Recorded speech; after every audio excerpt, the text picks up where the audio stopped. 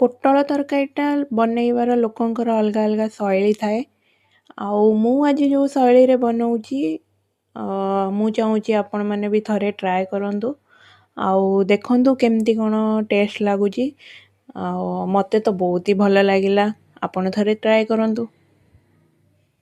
ଏଠି ପୋଟଳ, ଆଳୁ, ଟମାଟୋ ନେଇଯାଇଛି ମୁଁ। ଆକ୍ଚୁଆଲି ଏଇ ତିନିଟା ଜିନିଷ ମ୍ୟାଣ୍ଡେଟୋରୀ ଜିନିଷ ଯେଉଁଟାକି ତରକାରୀରେ ଦରକାର।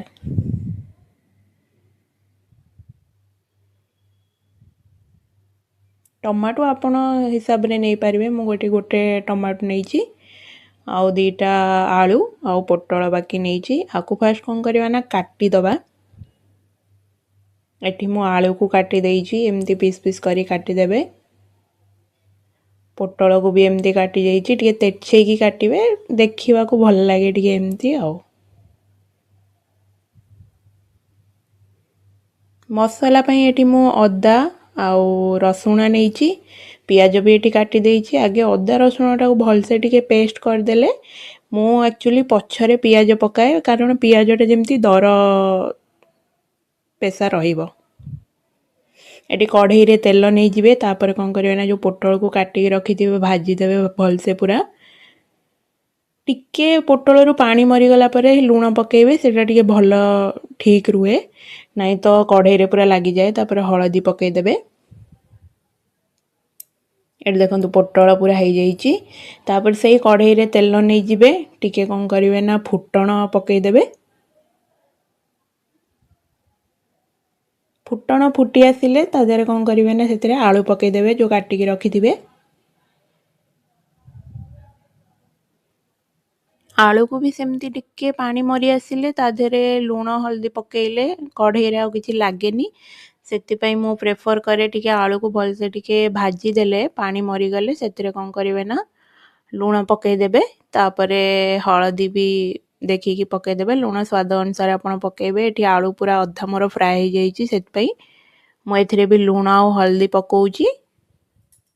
ତାପରେ ବି ଲୁଣ ହଳଦୀ ପକାଇ ସାରିଲା ପରେ ବି ଆପଣ ତାକୁ ଟିକେ ଭଲସେ ଫ୍ରାଏ କରିବେ, କାହିଁକି ନା ଲୁଣଟା ଯେମିତି ଯିବ ତା ଦେହକୁ ଭଲସେ। ତାପରେ ଲଙ୍କାଗୁଣ୍ଡ ପକାଇଦେବେ ସ୍ୱାଦ ଅନୁସାରେ, ମାନେ ଆପଣଙ୍କୁ ଯେତେ ରାଗ ଦରକାର ସେତିକି ଆପଣ ସେଇ ହିସାବରେ ଆପଣ ଲଙ୍କାଗୁଣ୍ଡ ପକାଇବେ। ତାପରେ ଯେଉଁ ମସଲା ଦେଖେଇଥିଲି ତାକୁ ପେଷିକି ରଖିଥିବେ, ଗ୍ରାଇଣ୍ଡିଙ୍ଗ କରିକି ମୁଁ ଏଠି ରଖିଛି, ତାକୁ ଦେଇଦେବେ ଆଧିରେ। ଦେଖନ୍ତୁ ମୋର ଏଠି ପିଆଜ ପୁରା ଦର ପେଶା ଅଛି।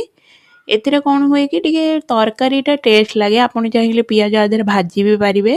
ଟମାଟୋକୁ ବି ଏଠି ମୁଁ ପକାଇ ଦେଇଛି, ସେମିତି କାଟିକି ବି ପକାଇ ପାରିବେ। ମୁଁ ଏଠି ଗୋଟା ଏଥିପାଇଁ ପକାଇଛି ଯେ ଆସ୍ତେ ଆସ୍ତେ ମସଲା କଷିଗଲା ବେଳକୁ ଟମାଟୋ ବି ପୁରା ମେଲ୍ଟ ହେଇଯିବ।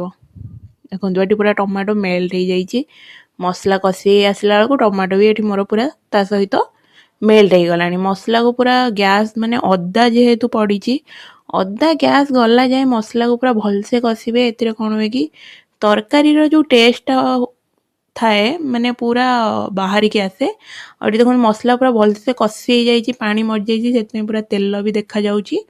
ପୁରା ଏମିତି ଟେକ୍ସଚର ଆସିଲା ଯାଏଁ ପୁରା କଷୁଥିବେ ଆପଣ ମସଲାଟାକୁ। ଦେଖିବେ ଯେମିତି ଅଦା ଆଉ ରସୁଣର ଗ୍ୟାସ୍ଟା ପଳାଇଥିବ, ଆଉ ଗୋଟେ ସୁନ୍ଦର ମସଲାର ମାନେ ସେଇ ଅଦା ରସୁଣର ପିଆଜର ପେଷ୍ଟର ସୁନ୍ଦର ବାସ୍ନା ଗୋଟେ ଆସିବ ବାହାରିକି, ଜଣାପଡ଼ିବ ଯେ ମସଲାର ଗନ୍ଧ ପୁରା ଛାଡ଼ି ଯାଇଛି।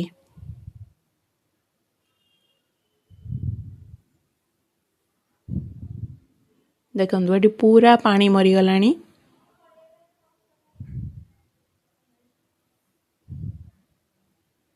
ପୁରା ଭଲସେ କଷିବେ ଯେମିତି ମସଲା ଗନ୍ଧ ଗଲା ଯାଏ। ତାପରେ କ'ଣ କରିବେ ନା ଏବେ ପୋଟଳ ପକାଇଦେବେ, ଯେଉଁ ଭାଜିକି ରଖିଥିବେ ସେ ପୋଟଳକୁ ପକାଇଦେବେ। ମସଲା ସହିତ ଟିକେ ବି ପୋଟଳକୁ କଷିବେ, କାହିଁକି ନା ମସଲା ଯେମିତି ଟିକେ ପୋଟଳ ଭିତରକୁ ଯିବ ତାର ଟେଷ୍ଟ ଆହୁରି ବହୁତ ହି ବଢ଼ିଆ ଆସିବ। କେହି କେହି ପାଣି ଦେଲା ପରେ ଫୁଟିଲା ବେଳକୁ ପୋଟଳ ପକାନ୍ତି, ବଟ୍ ମୁଁ ପ୍ରେଫର୍ କରେ କି ମସଲାରେ ପୋଟଳଟା କଷିବା ପାଇଁ।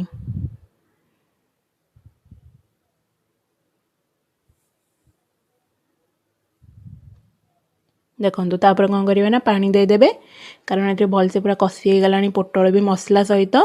ଆପଣ ଯେତେ ଝୋଳ ରଖିବାକୁ ଚାହିଁବେ ସେ ଅନୁସାରେ ପାଣି ଦେବେ। ଯଦି ମାଖା ମାଖା କରିବାକୁ ଚାହିଁବେ, ଆଳୁ ସିଝିଛି କି ନାହିଁ ସେଇଟା ତା ଉପରେ ବି ଡିପେଣ୍ଡ କରେ ପାଣି ଦେବା ଉପରେ।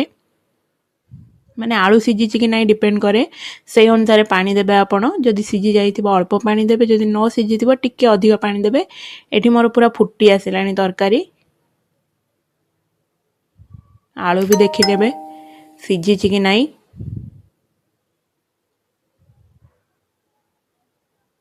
ଦେଖନ୍ତୁ ଏଠି ମୁଁ ଗୁଜୁରାତି ଆଉ ଡାଲଚିନିକୁ ବି ଗୁଣ୍ଡ କରି ରଖିଥିଲି। ଯେହେତୁ ତରକାରୀ ହେଇ ଆସିଲାଣି ପକେଇଦେଲି।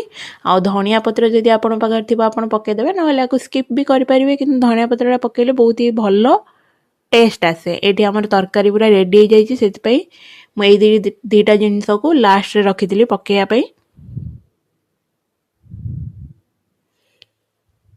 ଦେଖନ୍ତୁ ପୁରା ଭଲସେ ଫୁଟିଗଲା, ତାକି ଧନିଆ ପତ୍ରର ବାସ୍ନାଟା ବହୁତ ଭଲରେ ଆସିବ। ରେଡ଼ି ହେଇଗଲା ଆମର ପୋଟଳ ତରକାରୀ। ଯଦି ଆପଣମାନଙ୍କୁ ଏଟାକୁ ଦେଖିକି ଲାଗିବ ଯେ ହଁ ଆମକୁ ବି ଥରେ ଟ୍ରାଏ କରିବା ନିହାତି ଦରକାର, ଦେଖିବ ବହୁତ ହି ବଢ଼ିଆ ଟେଷ୍ଟ ଆସିବ। ମୁଁ ଯେମିତି କରିଛି ସେଭଳିଆ ଟ୍ରାଏ କଲେ। ଦେଖନ୍ତୁ ବହୁତ ହି ଭଲ କଲର୍ ଗୋଟେ ଆସିଛି, ଆଉ ଟେଷ୍ଟ ବି ବହୁତ ହି ବଢ଼ିଆ। ଧନିଆ ପତ୍ର ଆଉ ଗରମ ମସଲାର ଟେଷ୍ଟଟା ବି ବହୁତ ହି ଭଲ ଆସୁଛି। ରେଡ଼ି ହେଇଗଲା ଓଡ଼ିଆ ଷ୍ଟାଇଲ୍ ପୋଟଳ ତରକାରୀ।